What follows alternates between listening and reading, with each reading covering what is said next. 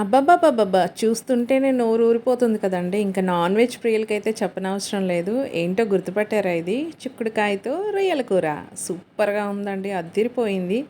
అది కూడా ఎప్పుడూ చేసే విధంగా కాకుండా కొంచెం డిఫరెంట్‌గా చేశాననమాట. So, let's start our video.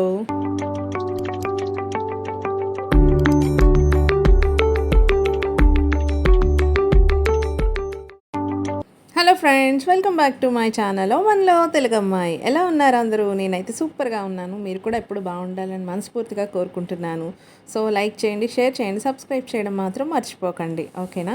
So ఈరోజు మన రెసిపీ వచ్చేసి చిక్కుడుకాయతో రొయ్యల కూర. ఆల్రెడీ మీరు థంబ్నెయిల్ చూసారు, నేను మళ్ళీ చెప్తున్నాను అనమాట. సో కొంచెం డిఫరెంట్గా, ఎప్పుడు చేసే విధంగా కాకుండా కొంచెం డిఫరెంట్గా చేద్దాం. దీనికోసం ఒక పెద్ద ఆనియన్ తీసుకుని అది ముక్కల కింద కట్ చేసుకుని ఒక 4-5 పచ్చిమిర్చి వేసుకుని నేను ఫ్రై చేసుకున్నాను అనమాట. ఆ తర్వాత ఒక పెద్ద పండిన టొమాటో ఉంటుంది కదా, సో ఆనియన్స్ అయితే ట్రాన్స్పరెంట్లోకి మారిన తర్వాత ఆ టొమాటో ముక్కలు కూడా దీనిలో వేసి నేను ఫ్రై చేసుకుంటున్నాను. త్వరగా కొంచెం మగ్గడానికని నేను సాల్ట్ అండ్ దీనిలోకి పసుపు ఒక 1/2 టీ స్పూన్, కొంచెం ఎక్కువ నేను పసుపు వేసుకుని కూడా దీనిలోకి ఫ్రై చేసుకుంటున్నాను అనమాట. సో ఇలా ఫ్రై చేసుకోవాలి, చూడండి దోరగా వేగితే సరిపోతుంది.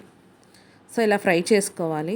యాక్చువల్గా రొయ్యలు మనం పచ్చివి వేసింది టేస్ట్ వేరుంటాయి. అలా కాకుండా మనం ఫ్రై చేసి, అంటే దానిలో వాటర్ అంతా పోయి తర్వాత కొంచెం ఆయిల్ వేసి ఫ్రై చేసుకున్నాక ఆ టేస్ట్ వేరు ఉంటుందన్నమాట. సో నేను 1/2 కిలో చిక్కుడుకాయలు అన్నాను కదా, దీన్ని నీట్గా క్లీన్ చేసుకుని నేను చూడండి ముక్కల కింద కట్ చేసుకుని నేను ఈ టొమాటోలు ఆనియన్స్ మగ్గిపోయినాక దీనిలో వేసుకున్నాను. ఇలాగా ఫ్రై చేసుకోవాలి నెమ్మదిగా. ఈ ప్రాసెస్ మొత్తం కూడా లో టు మీడియం ఫ్లేమ్లోనే నేను చేసుకున్నాను. ఎప్పుడైనా హై ఫ్లేమ్లో కంగారుగా చేసేసుకుని టేస్ట్ లేకుండా కూరలు చేసుకోవడం కన్నా లో ఫ్లేమ్లో నెమ్మదిగా చేసుకోవడమే చాలా కర్రీస్కి టేస్ట్ అనేది వస్తుందండి. సో నేను ఒక 2 మినిట్స్ అయితే ఇవి మగ్గడానికని నేను మూత పెట్టేశాను. సో మూత తెరిచి చూసేసరికి చూడండి ఈ గ్రీన్ కలర్ కాస్త కొంచెం లైట్ కలర్లోకి మారిపోయాయి. సో కొంచెం ఈ చిక్కుడుకాయలు అనేది వేగాయి కదా, ఆ తర్వాత చిన్న అల్లం ముక్క, ఒక 4-5 రెమ్మలు వెల్లుల్లి పేస్ట్ చేసుకుని నేను ఫ్రెష్గా పేస్ట్ చేసుకుని దీనిలో వేసుకోవాలండి. పచ్చివాసన పోయే వరకు కూడా మనం ఫ్రై చేసుకోవాలి. మసాలా ఎప్పుడు కూడా అప్పటికప్పుడు చేసుకుంటే ఆ కర్రీస్ టేస్ట్ అదరహంలా ఉంటాయండి. మనం ఆల్రెడీ ఫ్రిడ్జ్లో చేసి పెట్టుకున్నవి అవి మళ్ళీ వేరే టేస్ట్గా ఉంటాయి, అంత ఎక్కువ రుచిగా అనిపించవు.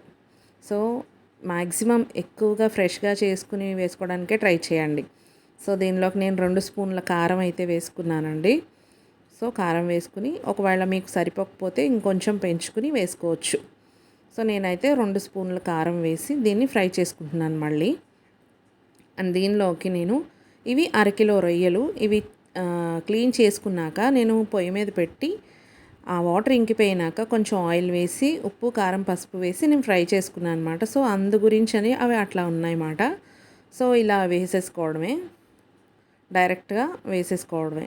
సో ఈ వెన్ను కూడా తీసేసాను కాబట్టి అవి మీకు తెలుస్తున్నాయి కదా, ఆ వెన్నులో ఉండే డైజెస్టివ్ సిస్టమ్ ఉంటుంది దానికి, అది కూడా తీసేసుకోవాలండి. అవి తీసేసుకున్నాకే ఈ రొయ్యలు అనేవి ఇట్లా కనిపిస్తున్నాయి ఫ్రై చేసినాక. సో టేస్ట్ అయితే నెక్స్ట్ లెవెల్. సో ఈ రొయ్యలు చిక్కుడుకాయలు 2 నిమిషాలు మగ్గిన తర్వాత నేను ఒక గ్లాస్ వాటర్ అయితే దీనిలోకి యాడ్ చేసుకుంటున్నానండి. సో దీనిలోకి ఉడకాలి కదా, వాటర్లో కూడా ఉడకాలి కాబట్టి నేను మూత పెట్టుకుని ఒక 2-3 మినిట్స్ తర్వాత మళ్ళీ ఓపెన్ చేసి చూసాను. మధ్యలో కలుపుకుంటూ ఉండాలి కాబట్టి నేను తీసి కలుపుకుంటున్నాను అనమాట, అడుగు పట్టకుండా ఉండడానికని, ఓకేనా? సో ఇక్కడ ఏమైనా మీకు ఉప్పు కారం ఏమైనా తక్కువైతే మీరు అడ్జస్ట్ చేసుకోవచ్చు. సో దీనిలోకి అయితే నేను గరం మసాలా పౌడర్, ధనియాలు, జీలకర్ర, 2 లవంగాలు, 2 యాలక్కాయలు, ఒక చిన్న చెక్క నేను ఫ్రై చేసుకుని నేను పౌడర్ పట్టుకుని నేను వేసుకున్నాను అనమాట. సో చూడండి ఇది ఇలా కలిపేసుకోవడమే. సో ఇంకా వాటర్ ఉంది కదా, ఇది మళ్ళీ మనం మూత పెట్టుకుని ఈ మసాలా మొత్తం దీనికి పట్టేలాగా లైట్గా నేనండి, మసాలా అంటే పెద్ద మసాలా కాదు, చాలా మైల్డ్గా నేను కొత్తిమీర కూడా యాడ్ చేసేసుకున్నాను. ఆ క్లిప్పింగ్ మిస్ అయింది. సో కొత్తిమీర కూడా యాడ్ చేసుకుని ఇదే స్టేజ్లో మనం ఇంకొక 2 మినిట్స్ పాటు దీన్ని మూత పెట్టుకోవాలి అన్నమాట. సో మసాలా మొత్తం దీనికి పడుతుంది. చూడండి మనం ఆల్మోస్ట్ కర్రీ రెడీ చేసినట్టే, ఆయిల్ కూడా పైకి తేలుతుంది కదా, చూడండి మన కర్రీ అయితే రెడీ అయిపోయింది అన్నమాట. చాలా చాలా టేస్ట్గా ఉంటుంది, తప్పకుండా ట్రై చేయండి. రొయ్యలు చిక్కుడుకాయ కాంబినేషన్ కర్రీ అసలు మళ్ళీ చేసుకుని తింటారు. ఎప్పుడు చికెన్ మటన్ తినడానికి భిన్నంగా ఇవి చేసుకుని చూడండి.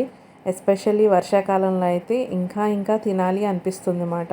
మీరు ఒకసారి తింటే మళ్ళీ ఇంకొక గంటకే మళ్ళీ తినాలి అనిపిస్తుంది. సో తప్పకుండా ట్రై చేయండి.